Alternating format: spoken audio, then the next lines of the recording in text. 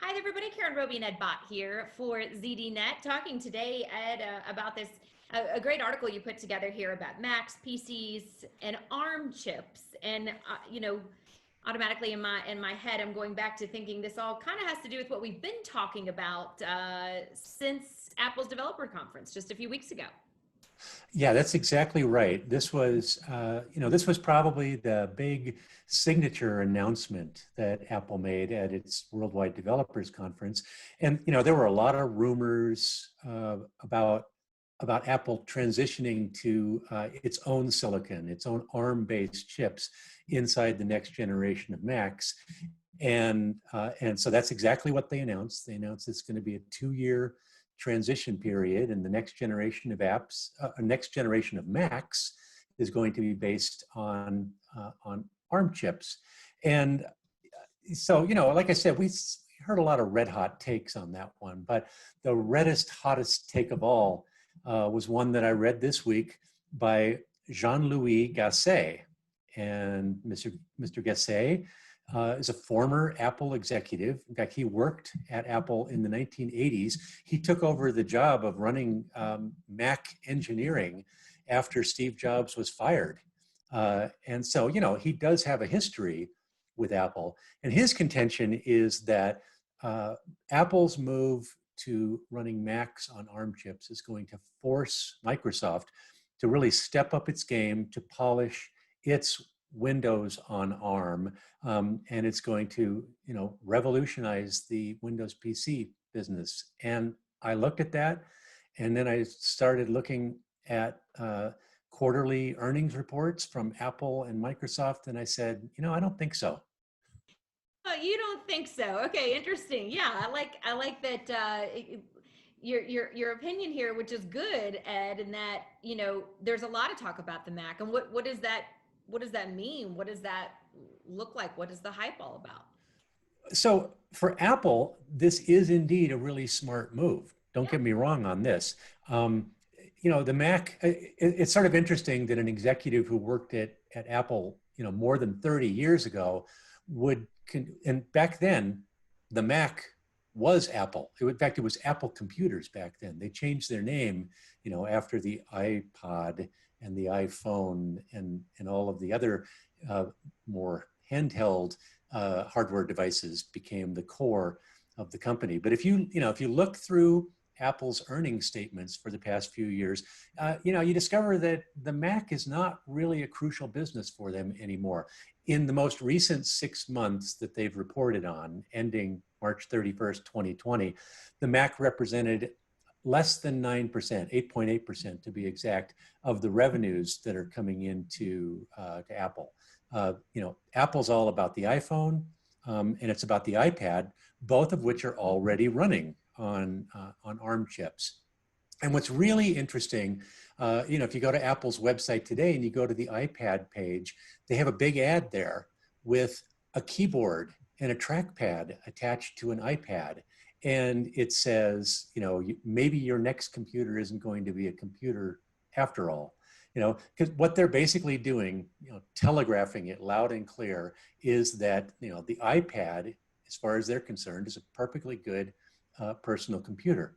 And so what happens when you migrate the next generation of Macs to include the same chips that are running the iPad is, you do two things. First of all, you make it really convincing selling proposition for buyers to go say, I don't want a tablet that I have to bolt a keyboard onto and sort of turn it into kind of a laptop. Right. I want a real laptop. Well, this will be a real laptop. And because it will be running Mac OS running on an ARM chip, you'll be able to have the best of both worlds. You'll have, your Mac apps will run on it, most of them in emulation, but then you will also have it able to run iPad apps. So you'll get the best of both worlds. You'll essentially have an iPad Mac hybrid. And the real advantage for Apple is not the performance of the ARM chips. It's not the battery life or anything like that. It's the fact that they can suddenly open up this gigantic iPad ecosystem to people running this type of hardware. And that means that those people can buy stuff from the App Store, and the profit margins, the gross margins from the App Store are double that of hardware. So it's sort of a win-win for Apple. And when they're all done with this, they still say, we're going to continue to support Intel-based Macs for years to come.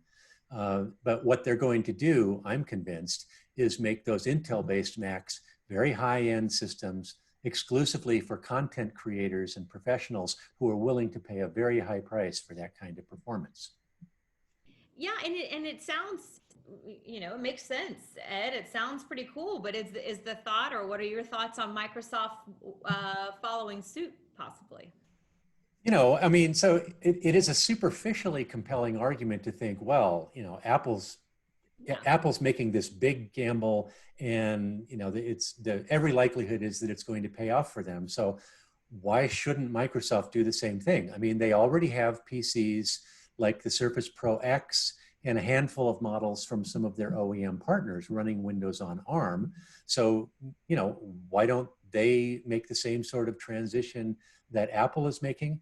And the real difference is that Microsoft doesn't have an iPad to put in there. They don't have a way to turn this into a hybrid PC that can suddenly have access to a whole new universe of apps.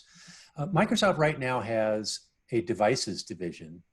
They're the ones that make the Surface line, and they also sell keyboards and mice and some very nice accessories and all that. But they represent 4.4% of Microsoft's revenue.